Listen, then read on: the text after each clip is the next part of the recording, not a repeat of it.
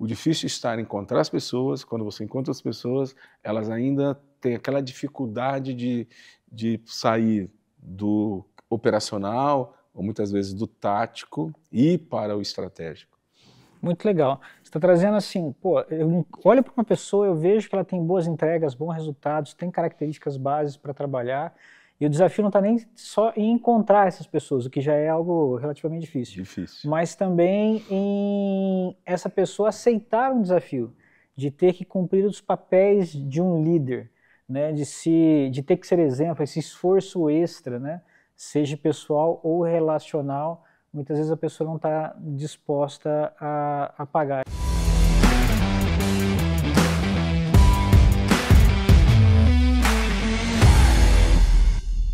Olá, estamos mais uma vez aqui no Na Trincheira e agora com um convidado muito especial, um amigo de longa data, que é o Barbieri.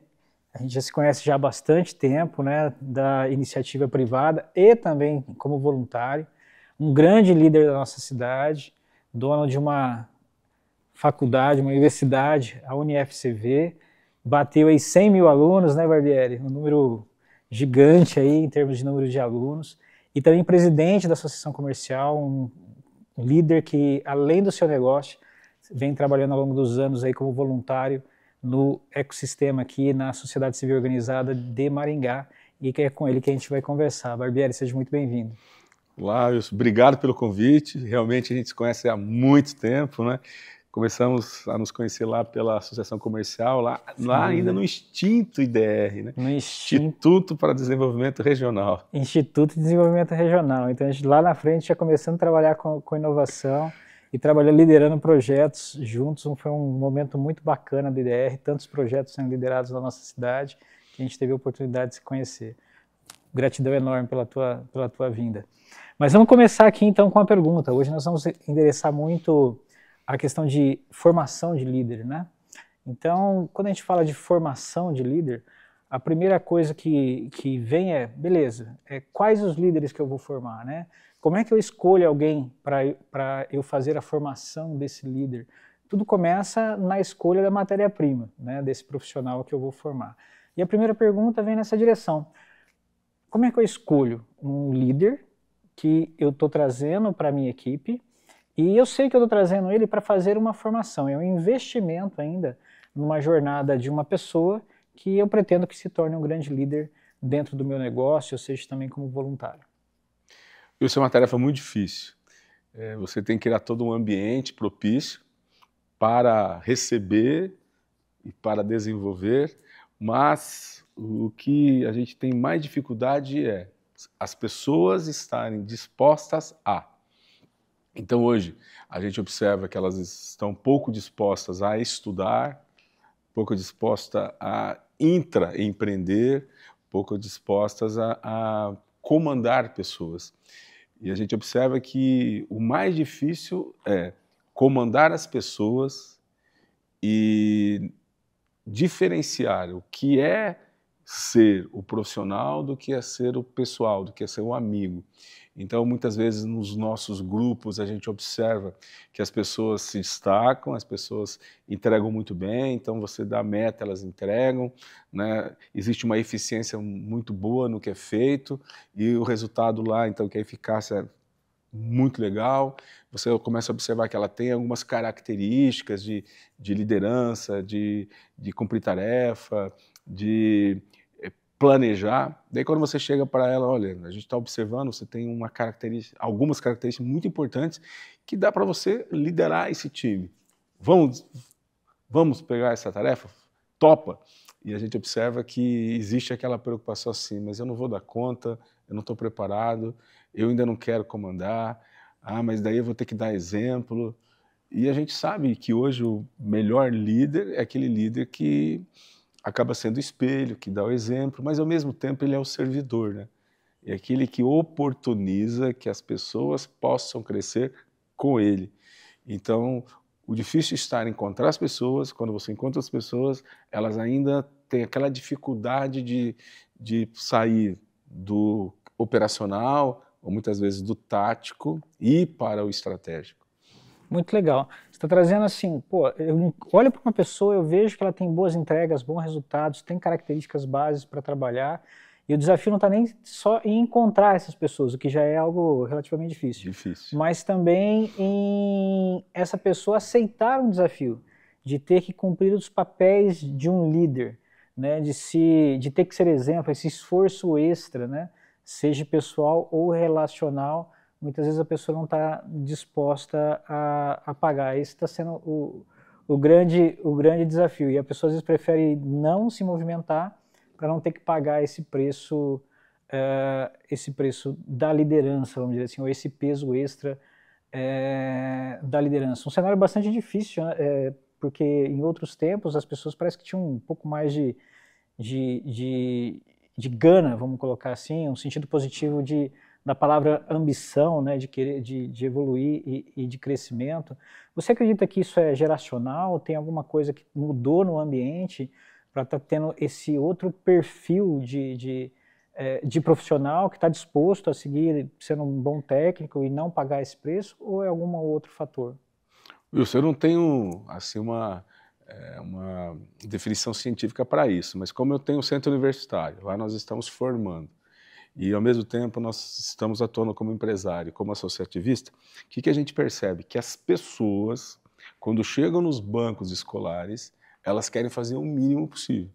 Quando elas querem fazer o mínimo possível, elas caem num buraco comum, né? Até o Cortella diz muito isso, né? Quando você está no comum, você está no meio é medíocre.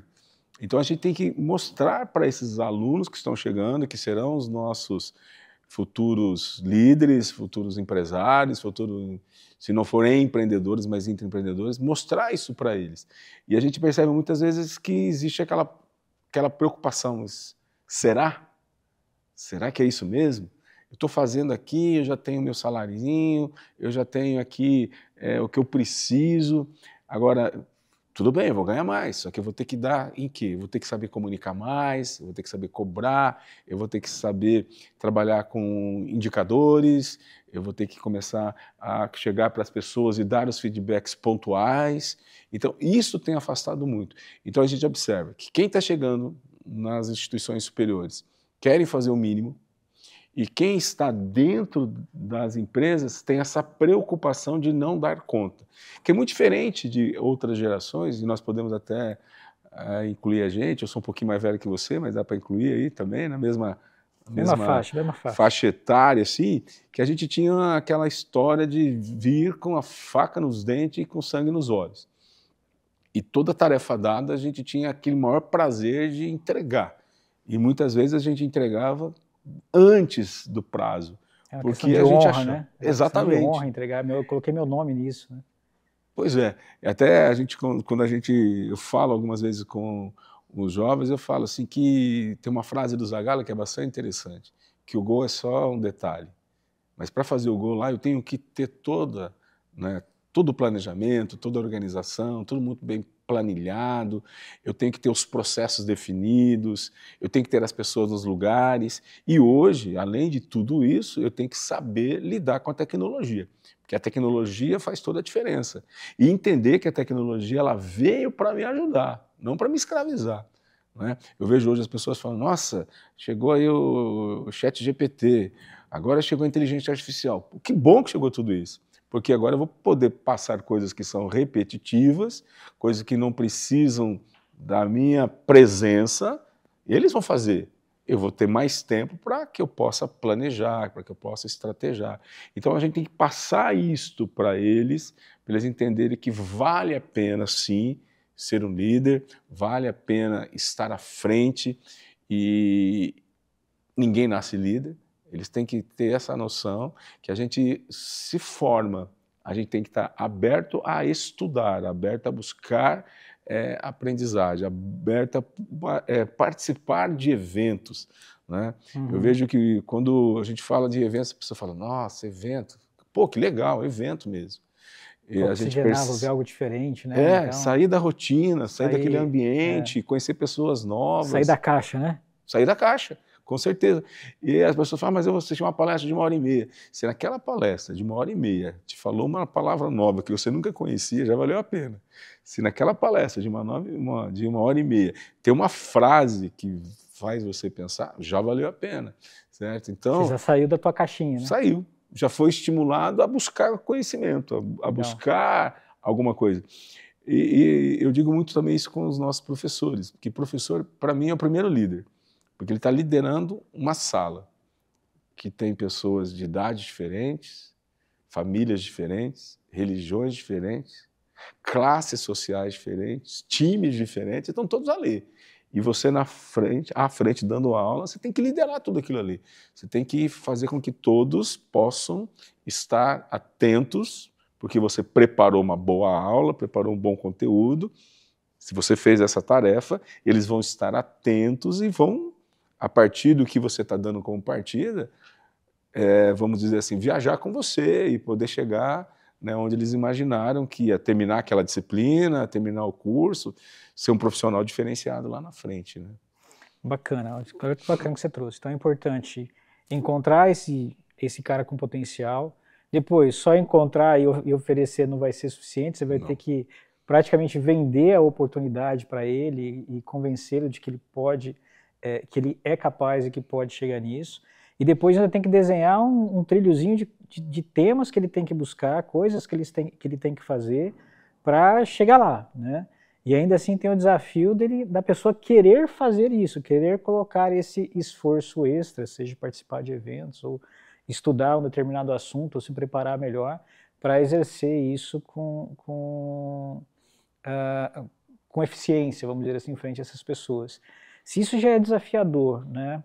Esse processo de encontrar, você localizar e dar um primeiro guia dentro do teu negócio, como é que é isso quando você está falando de voluntários? Então, como é que está sendo para achar voluntário e colocar esses voluntários para andar em temas, se essa questão geracional também ocorre quando você lidera voluntários, que deve ser um desafio extremo da liderança, né? Você não lidera por um cargo, mas você lidera simplesmente por influência, porque você tem que liderar pessoas que não te devem nada, nem satisfação, efetivamente, né? Que são os voluntários. Exatamente. Estar à frente de entidades, como eu já estive à frente do Cinep, como eu estive à frente do CODEM, estou agora à frente da ASSIM, é lidar com pessoas que são líderes nas suas atividades econômicas, que estão ali doando um tempo, que ela poderia estar na empresa, estar viajando, estar com a família, mas ela está ali, então já há um interesse, certo? Já existem características de liderança já de base, porque são empreendedores, né? Exatamente, mas você tem que, muitas vezes, fazer uma cobrança a mais, né? Eu preciso de você, preciso que você me ajude. Então, você ter ali a importância de fazer uma leitura do cenário, porque, além de todas essas características que são fundamentais, existe o ego, você tem que entender como lidar com o ego, e lidar com a ciumeira, né? Tem frase aí que a ciumeira de homem é difícil, e é mesmo, acho que é pior que a ciumeira de mulher. Então, ligar com tudo isso. Por que chamou esse e não chamou eu? Que eu sou o 36º ou 37º presidente da ASSIM. A ASSIM hoje é uma referência no Brasil e não é de agora, é uma referência há décadas, né? E que eu tento fazer. Eu tento dar para as pessoas a possibilidade delas fazerem e delas serem reconhecidas. Eu não preciso aparecer em todas as reuniões, eu não preciso estar à frente de todos os projetos, porque eu acredito que o líder hoje ele tem essa visão de deixar as pessoas juntos, elas terem o sentimento de pertencimento, certo? Porque a partir do momento que elas se sentem pertencendo, elas se comprometem, e quando elas se comprometem, o resultado vem. Então, vou dizer para você em relação ao marketing. Então, em relação ao marketing da associação comercial. Até a minha entrada, era uma agência que fazia todo o nosso planejamento, controlava o nosso tráfego e tudo. Daí, conversando com o líder no setor, que é o Thiago Ramalho, o Thiago Ramalho falou assim, Barbie, chama de Barbie, Barbie, é o seguinte, eu tenho uma proposta para você. Falei, qual é a proposta? Vamos trazer para dentro? Tiago, põe no papel. Se você comprovar que vale a pena financeiramente e ter pessoas aqui dentro tendo disponibilidade, estamos juntos. Ele veio, ó, tá aqui, ó. Vale a pena. E com isto, a gente acabou trazendo um time que está à frente de alguns projetos lá na CIM, né, como Café com o Presidente. O que é o Café com o Presidente? É chamar aquele associado que está associado há muito tempo, mas que nem conhece a CIM lá dentro, né? E o presidente está lá, se apresenta, fala um pouquinho da associação, mas tem um ícone, né? Você esteve lá, você sabe disso. Tem lá um líder que vai falar do seu negócio e as pessoas querem ouvir as experiências de outras pessoas. Daí eles também trouxeram, já existia no passado, mas não tinha um cronograma. E nós que viemos da educação, a gente tem calendário, né? E calendário para nós é aquela coisa sagrada. Então estabelecemos um calendário que é recepção aos novos associados. Daí a gente também está indo para os bairros, assim perto de você, estamos indo para os bairros. Daí nós estamos tendo também almoço empresarial. Tudo isso veio de uma decisão que o Tiago veio. Vamos trazer para dentro a nossa agência? Vamos fazer uma house? E vamos trazer um povo que vai ajudar a gente a pensar a associação? Então, eu faço essa gestão dessa forma, lá na Associação Comercial, como eu faço também na minha empresa. Dar para as pessoas que têm interesse, que têm habilidade, que têm competência, que entendem do negócio, poder contribuir. E quando elas se envolvem, realmente elas se comprometem e o resultado vem. Então, lá na CIA, estou tentando fazer desta forma. Por exemplo, nós precisávamos ter alguém no CONSEG, que é o Conselho de Segurança de Maringá, referência no Brasil, o primeiro conselho do Brasil. E, né, felizmente, o Coronel Rodrigues está doente nesse momento, ele não pode estar à frente. Então, cheguei para alguém, tinha um perfil, falei, Nivaldo Reginato, você pode nos ajudar aqui? Não, eu posso. Então, vai lá, nos ajuda. E traga as informações, vem buscar o que você precisa. Pô, fizemos ano passado, né, uma grande festa no Moinho Vermelho, comemorando os 40 anos do CONSEG, senão nem ia ter. Então eu tento fazer desta forma. O César, né, porque o Conselho do Comércio, a gente conhece como Conselho do Comércio, mas na realidade é Conselho do Comércio e Serviço. E hoje a grande maioria de associados da ASSIM é serviço. São médicos, dentistas, são engenheiros, são advogados, daí são as instituições de ensino, então a grande maioria é serviço. César, você topa? César Misael, topo. E está lá, está fazendo a diferença, já limpamos lá a praça, né, ali Raposo Tavares, da antiga rodoviária, já lançamos um projeto para nós valorizarmos o comércio de rua. Então, a partir do momento, eu falei, cara, vai lá, faça isso. Se você precisar, estou aqui. E assim a gente consegue levar, porque a associação é muito grande, estamos com mais de 90 colaboradores, estamos com quase 5.200 associados, quase 550 voluntários. Caramba. Então, para a gente poder fazer a coisa, né, continuar como ela está, é dar para as pessoas a possibilidade delas entregarem o que elas já entregam na empresa delas. E por isso que elas são referência no setor. Que bacana, cara. E agora você também trouxe alguns exemplos de um outro cenário que eu achei muito legal. Às vezes você tem essa liderança próxima, a pessoa até com vontade, com gana de fazer efetivamente, ela só não foi encontrada, né? Então, a pessoa, você citou um caso que a pessoa te procurou e aí ela foi achada, que foi o caso do marketing, né? E você citou casos de líderes que você teve que chegar e falar, topa, vamos fazer, né? Trazendo um propósito para a pessoa, trazendo reputação e deixando que essa pessoa leve os créditos, né? Não precisa ser o líder trabalhando de uma forma muito mais transparente e articulação e incentivando que essa pessoa tome o crédito pelo resultado desses projetos e desses desafios, né? Principalmente no caso de voluntário, que é uma moeda bastante importante, né? Essa questão do resultado e o crédito da reputação desse voluntário, né? Que também serve da mesma forma para as nossas empresas, para o nosso mercado, né? Então é um estilo de liderança mais por influência e com pagamentos, às vezes, com outras moedas não tradicionais, já que são moedas não financeiras, né? Então são créditos, são reputação e realização, são cheques que essas pessoas vão colocando na história de vida delas, que também não deixa de ser um tipo de moeda que incentive essas lideranças a avançar. Muito legal. Deixa eu te fazer uma outra pergunta, ainda em relação à formação. Uma vez esse líder encontrado,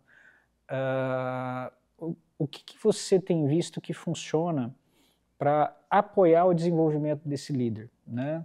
É mais estar próximo mentorando, é mais ajuda de custo para essa pessoa fazer um treinamento ou fazer um curso, é mais simplesmente dando um guia mesmo de passos que essa pessoa tem que seguir para se desenvolver na carreira e acompanhando ela, é suporte financeiro, o que funciona para acelerar a formação dessa liderança, pelo menos do líder que está interessado, vamos dizer assim, aquele cara que falou, não, beleza, eu quero, estou disposto a avançar e preciso de ajuda para a minha formação. O que funciona mais nesse processo de apoio desses novos líderes? Acredito em tudo isso. Acho que é uma pitada de cada uma dessas coisas que você diz. Esse ano eu tive a oportunidade de estar na NRF, lá em Nova York, e eu assisti a palestra do Magic Johnson. E ele falou que uma coisa que mudou a vida dele foi ter mentores, certo? Ter mentores. E mentores dos mais diferentes setores. Tanto que hoje ele é um dos atletas aposentados mais ricos do mundo, né? Então ele O disse mentor que... dele não era só jogador de basquete, então, né? Exatamente. Né? Legal. Então ele ouvia as pessoas. Então hoje o líder ele tem que ouvir as pessoas. E até brinco, quando eu estava dando aula, eu falava, gente, estava dando aula numa sala, tinha muita gente conversando. Eu brincava, ó, a gente tem 2 ouvidos e uma boca. Né? Então quer dizer, vamos ouvir mais e falar menos? Então eu acredito que quem quer ser um líder diferenciado tem que ouvir mais as pessoas. Então esse mentor aí já faz parte disso, estar pronto para ouvir. Mas além disso, ele tem que confiar, né? Confiar que ele tem essa capacidade. Nós temos que proporcionar para essa liderança um ambiente de camaradagem, certo? Camaradagem assim, de poder ajudar. Hoje eu posso te ajudar, amanhã você pode me ajudar? É nessa camaradagem, né? Também investimento na formação, não tem como, você tem que investir na formação. E quando você começa a colocar tudo isso, você pode ter certeza, o salário é o 5º, o 6º, o 7º colocado. As pessoas, elas precisam ser valorizadas, elas precisam ser reconhecidas. Que as ideias que elas têm e que elas põem para a gente, tem que ser reconhecida, valorizada. Não, foi o fulano que deu a ideia, é dele. Eu que estou liderando e quero formar líderes, eu tenho que valorizar isso. E uma outra coisa que eu sempre digo para quem está próximo de mim, você quer crescer? Quero. Então prepare alguém para ficar no teu lugar. Sucessão. Prepare alguém para ficar no teu lugar. Se hoje você está supervisor e você quer estar gerente, prepare alguém para ficar de supervisor, para você ter a oportunidade de ser gerente. Se você está como gerente hoje e você quer ser o diretor, prepare alguém para ser o gerente, para você ir para lá. Então, não ter medo de preparar as pessoas. E a gente traz isso da escola, sabe? Cada vez que a gente ensina, cada vez que a gente dá aula, mais a gente aprende.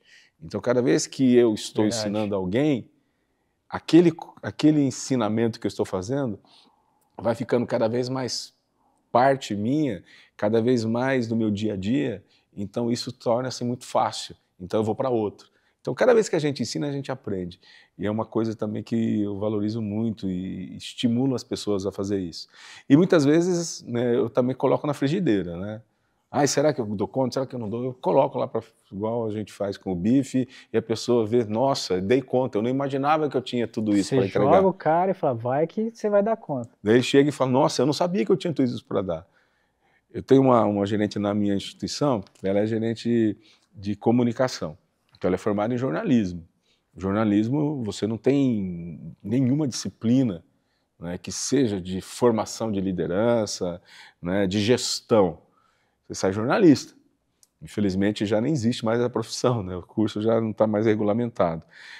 Então, ela não imaginava que ela fosse ser uma líder. E hoje ela é uma das minhas melhores líderes lá na instituição. E ela não tinha...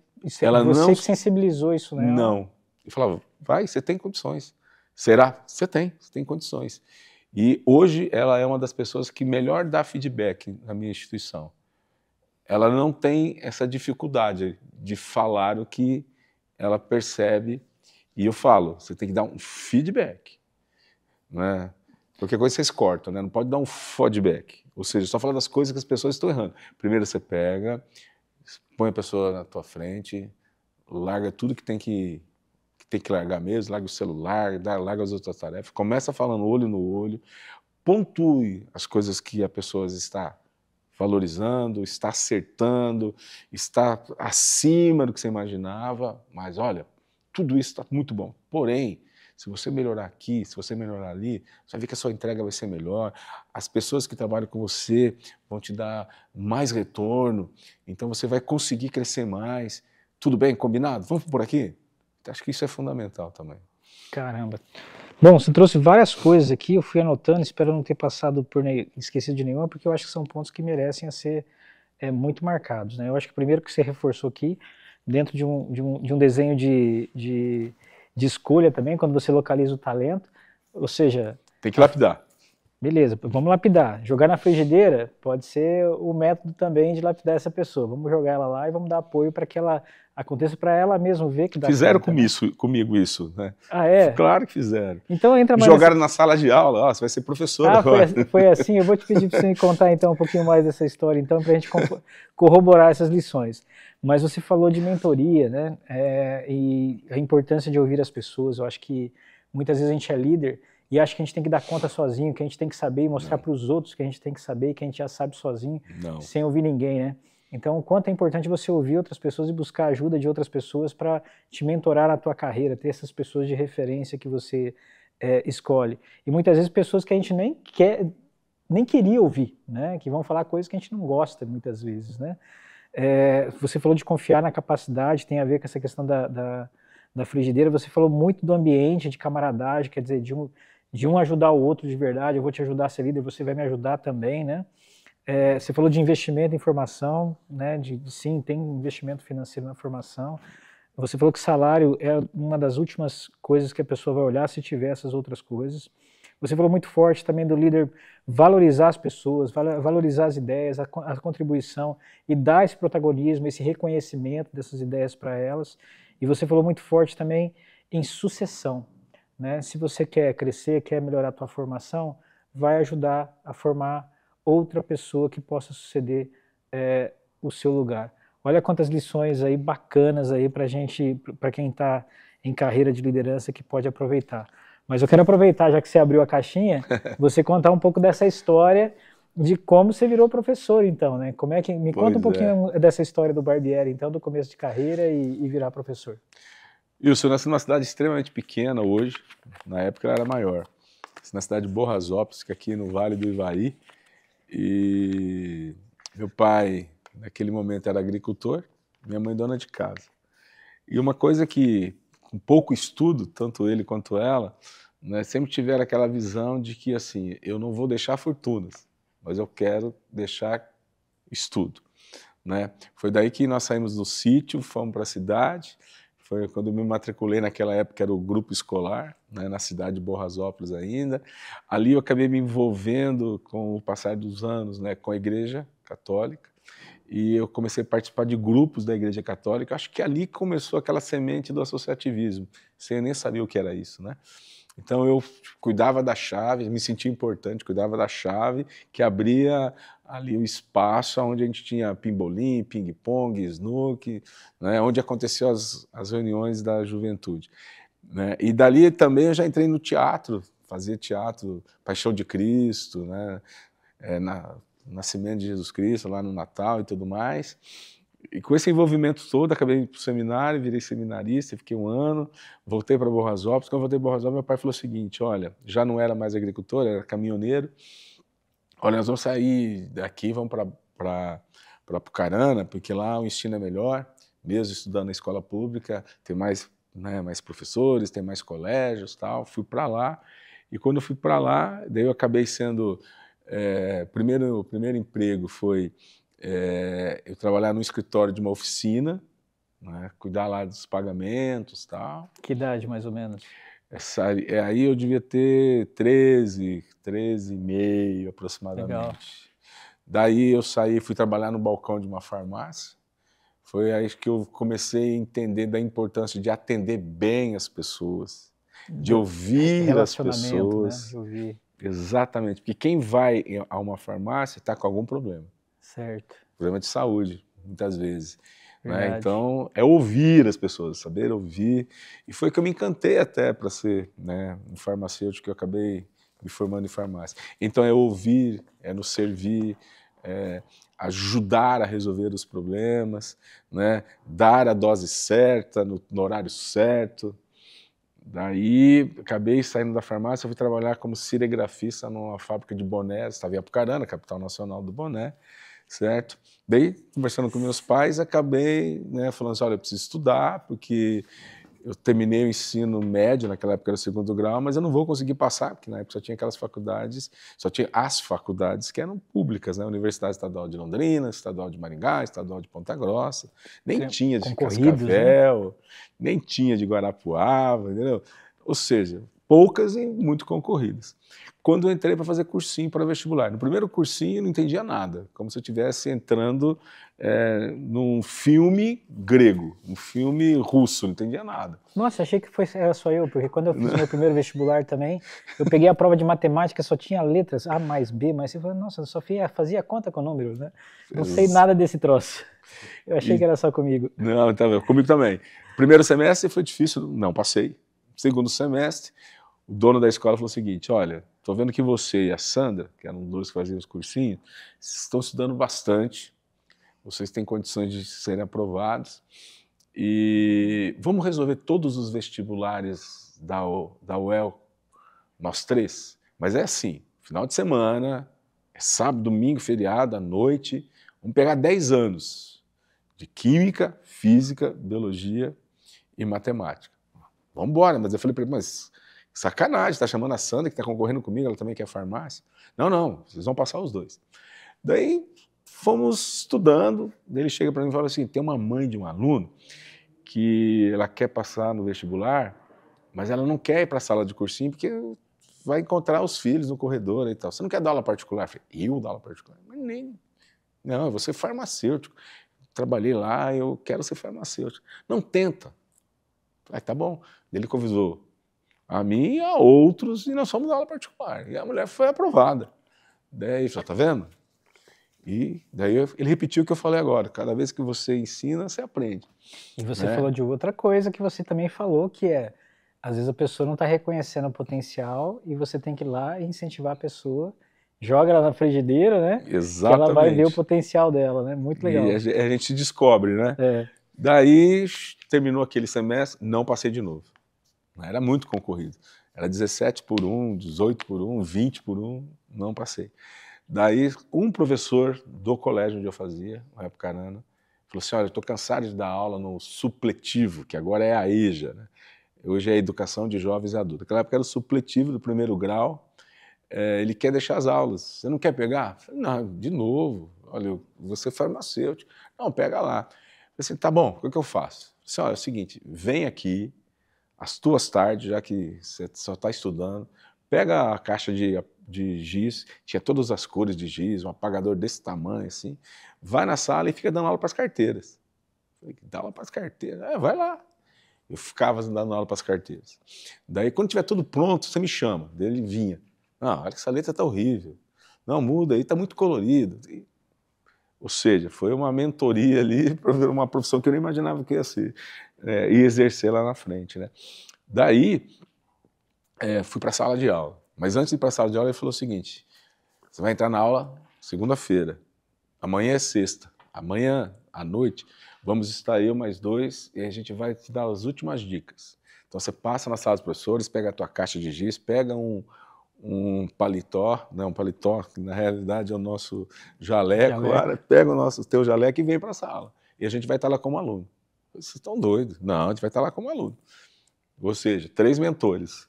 Daí, chegando lá, eles sentaram e falaram assim, agora você fecha a porta, vai pro lado de fora e ensaia a tua entrada. Eu imaginei, vai ser super fácil, né? Acho que eu saí e entrei umas 10 vezes. Eu estava extremamente nervoso. Na hora que eu acertei o boa noite, tudo certinho, começa a dar aula. Daí comecei a escrever. Ele falou assim, ó, lembra que eu falei para você? Essa letra não dá? Você tem que trocar essa letra. Então eu tinha uma letra discursiva, que a gente fazia caligrafia, redondinho e tal. Não, você vai mudar a sua letra. Agora é sua letra de forma. Fui aprender a escrever. Né? Olha, me chamava de Carlinhos. Não, teu nome não vai ser Carlinhos. Você vai dar aula numa sala com 50 gente, 50 jovens lá, de Carlinhos, Zeca, Zezinho. A partir de agora, teu nome é Barbieri, teu sobrenome, que eu me chamo José Carlos Barbieri. E daí, né, comecei a usar o Barbieri. Caramba! Então, foram tudo isso que banho acontecendo. De mentoria. Comecei a dar aula, fui fazer uma faculdade lá em Jandaia, que era uma faculdade privada, ciências. Ali eu passei tranquilamente, né? E fiquei um ano dando aula no supletivo. Passei no vestibular, já estava com 17 para 18 anos. Ele falou assim, agora você vai dar lá no colegial, de manhã aqui. Falei, cara, eu tenho 17 para 18 anos, os meninos devem ter 15. Qual o problema? É só não dar risada na primeira aula. Não dá risada, que eles vão ver que você é um cara sério e você toca. Mais uma vez, o mentor ali atuando. E foi isso que aconteceu, certo? Caramba, e que história. Daí a história. A partir daí fui fazer faculdade, fazendo faculdade lá em Londrina. Daí ele chega e fala, nós estamos querendo abrir um colégio, já está dando aula lá em Maringá, lá naquele colégio está dando aula, os que estão vendendo. Foi daí, em 89, que eu me tornei também empresário. Né? Então foram as pessoas da minha vida, no momento certo, dando as dicas certas e muitas vezes me ajudando a descobrir coisas que eu não sabia que eu tinha, que eu acabei me tornando professor. Bom, que aula, né? Hoje a gente está falando de formação, né? E na verdade a tua história é uma história de formação, né? Sendo formado, sendo forjado por essas pessoas e também sendo estudado, né? E na tua carreira também, então, nesse processo de formação da sua liderança, aproveitando esse gancho, fazendo essa continuidade, quais foram as pessoas, né, que foram importantes na tua formação, né, que você se inspira, ou como é que foi aí você empreendeu e também teve que ser formado como empreendedor, né? Como é que foi essa jornada da formação do líder Barbieri empreendedor? Como é que foram os caminhos, né, que você buscou a sua própria formação? Eu falei do colégio, falei da pessoa, não falei o nome, né? Então foi Oswaldo Massage Oia, conhecido como Oia, professor Oia. A cidade foi Apucarana, né? O colégio Canadá. E as outras duas pessoas que estavam lá na plateia, né, para me ajudar a me tornar professor, a professora Zélia de Geografia e o professor Doribê de História. Caramba. Então já foram os mentores ali iniciais. Né? Daí quando eu acabei vindo para cá e me lancei na vida empresarial, daí o OE teve importância também, certo? Foi quando nós compramos o que é hoje o Colégio Platão, vizinho aqui de vocês, na época era o Colégio Anglo, ficava ali na Santos Dumont, na frente da Casa Portuguesa, com certeza. Sim. Né? E ali, ele, mais alguns professores que foram meus professores, né? Posso destacar um, que é o Ricardo Baroni, que hoje é um ginecologista espetacular, me ajudou muito a preparar as minhas aulas. Eu assistia a aulas dele, lá no cursinho, no terceirão, para eu dar aula no primeiro colegial. Né? E também tem o Pardal, que é um médico também super competente, que está em Londrina, acho que é o melhor pediatra de Londrina, da mesma forma lá me orientando como se comportar na sala de aula. Né? Daí quando nós compramos o colégio, nós compramos em 17. Imagine, 17, eu com 21 para 22 anos, vamos ficar ricos, comprar um colégio. Só que eu não tinha dinheiro para pagar. Então, como que eu paguei e os outros foram pagando também? Com a força de trabalho. Então eu trabalhava, não recebia, então eu tinha que dar aula em outros lugares para me manter. Né? Então ali eu aprendi também que você não tem nada de graça. Então você tem que dar para receber. E toda ação tem uma reação, né? Então ali já comecei a entender um pouco disso. E daí outros sócios foram me ensinando exatamente isso. Fiquei sócio deles em torno de 25 anos, nós ficamos sócios. Foi quando acabou assim, o colégio aqui em Maringá não estando muito bem, pela entrada de outros, porque nós não tivemos uma barreira para novos entrantes, os colégios daquela época, entraram novos colégios, e sempre que a novidade atrai, né? Então nós acabamos perdendo alunos, automaticamente perde receita, foi aí que eu acabei saindo da sociedade.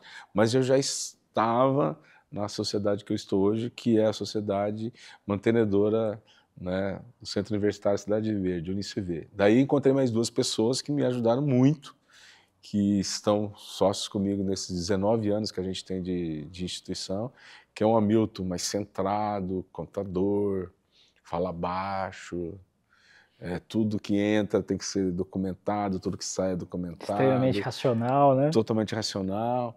E daí eu tenho o Plínio, que é da área comercial, já mais estourado, mais ansioso para a coisa acontecer. Então fui aprendendo muito com eles que a gente tem que ter o momento da racionalidade, né, que é do Hamilton, o momento de atirar, de se atirar, né, para que a coisa aconteça. Então, aí mais pessoas me ajudando a me tornar o que eu sou hoje. E, paralelamente a isso, fui entrando, né, no associativismo. Então, daí encontrei no Cinep, inicialmente, a professora Mauri Meller, né, da Faculdade de Maringá, que é uma pessoa assim, espetacular, aquele que você está numa negociação trabalhista para decidir o valor do reajuste para o ano seguinte, ele deixa todo mundo falar, no final ele vem, fala e fala, nossa, por que nós não pensamos nisso antes? Né?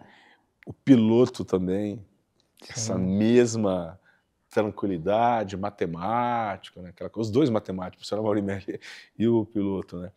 Então, também me ajudaram nessa formação aí, né? E quando comecei a ficar Cinep assim, encontrei muitas pessoas lá que me ajudaram muito, né? Talvez elas nem saibam que elas me ajudaram tanto, né? Com aquele jeito delas de gerir, de fazer a gestão, e eu sempre fui muito observador, fui pegando algumas coisas dela, né? E muitas vezes quando eu fui dar aula, na pós-graduação, dando aula de cultura organizacional, eu usava esses exemplos aqui de Maringá, das empresas deles, para mostrar para os alunos que era possível. E eu usei o exemplo da DB1 várias vezes, já falei isso para você, usei o exemplo do Jefferson Algaroli várias vezes, do Carlos Walter. Falei para o Carlos Walter várias vezes, Carlos Walter, é o seguinte, você entende mais de educação do que um monte de professor. Quando você começa a falar, você está dando assim, uma aula de que se tem que investir na formação das pessoas para que elas possam se tornar melhores, né? E outros empresários aqui de Maringá também contribuíram muito para a minha formação.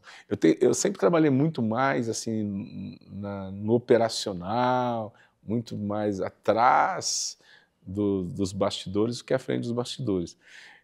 Claro que quando eu fui ser presidente do Cinep, eu saí né, dos bastidores. Quando eu fui ser presidente do CODEM também, e agora como presidente da SIM também. Mas eu me sinto mais tranquilo atrás dos bastidores. Uma liderança mais transparente, né? Muito legal. Agora, olha que bacana que veio, né? E eu acho que eu mencionei já sobre isso, e eu tenho visto muito isso nas lideranças, principalmente nas lideranças mais jovens, né? E mencionei isso e preciso reforçar porque tem muito a ver com a tua história. A gente, enquanto líder, tentando mostrar para nós mesmos que nós conseguimos sozinhos e não precisamos de ninguém. E toda a tua trajetória foi sempre apoiado por alguém, né? Ou seja, sendo alavancado, sendo potencializado por tantas cabeças, né? Eu não contei aqui, mas certamente foi mais de uma dezena de nomes, né, que te ajudaram durante a tua trajetória. Então, o quanto que é importante essa nossa rede de apoio, essa rede de relacionamentos, essa rede de mentores, ou ter essas referências para a gente continuar evoluindo na nossa carreira, né, para a nossa própria formação, não só para a gente formar os demais. E, ao mesmo tempo, incentivar que quem está com a gente também tenha né, essa rede, esses apoios, essas mentorias, né, para que isso também aconteça na vida dos nossos liderados também, né? E o Sim. quanto que é importante também a gente se disponibilizar a isso, porque a tua vida foi transformada por mentores, né? E você pode, como mentor, fazer um give back e transformar a vida de quantos outros líderes muitas vezes, né? Então é um comportamento que vai replicando no ambiente que a gente vive. Sou muito grato por Maringá, porque isso acontece muito aqui naturalmente até, né? Que é totalmente fora da curva. Fora da curva, a disponibilidade que as pessoas têm para ajudar umas às outras, né? Dentro do associativismo, então mais ainda, eu também já sou fruto muito disso, né? De líderes que eu conheci, de você também, que já fui liderado por você, né? A gente começou junto lá no IDR, você era o presidente, eu estava aprendendo com você naquela época, começando a DB1 também, né? Você também já foi meu mentor.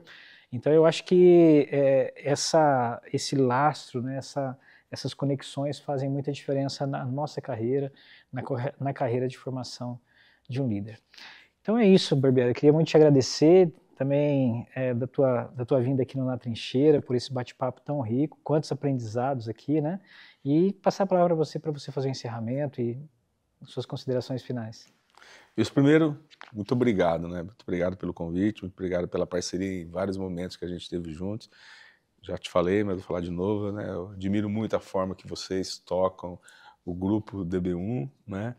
E dizer assim, espero que poder, né, nessa nossa fala aqui, mostrar para as pessoas que nada é fácil. Mas você precisa dar o primeiro passo. A partir do momento que você dá o primeiro passo, você observa que você tem condições. Então, estude, foque, converse com pessoas que possam contribuir com a sua formação.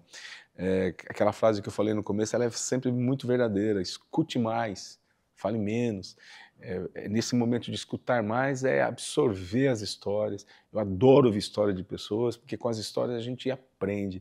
A gente acaba... Tem uma frase de Guimarães Rosa, não é bem essa frase, né? Mas que para os pobres as distâncias são maiores. Pobre do quê? Não só de riqueza, né, de dinheiro, mas pobre de informação, né, pobre de dedicação, pobre de tudo. Então fica mais difícil. Então que a gente esteja aberto a poder contribuir. E quando a gente pode contribuir, é maravilhoso o retorno que tem. A gente de repente dá um passo, não imagina o que pode refletir depois de coisas boas para a gente. Eu, como professor, posso dizer o seguinte, estava dando aula lá, cheguei a dar aula para 400 alunos numa sala, né? A gente não imagina que as aulas, a semente que a gente está distribuindo, que fruto vai dar. Mas hoje eu tenho o prazer de reencontrar muitos alunos dizendo, você foi meu professor, você contribuiu. Então eu acredito que todos nós podemos contribuir, ouvindo, valorizando os mentores, estudando, se dedicando. E estudar é sentar, é concentrar, é você fazer aquela opção, eu vou agora me formar, eu vou agora melhorar a minha qualificação. E toda decisão, é claro, né, você tomou essa decisão, você deixa de fazer outras coisas. Né? Teus amigos vão estar jogando futebol, você vai estar estudando. Teus amigos vão estar no churrasco, você vai estar estudando. Mas o retorno depois é maravilhoso.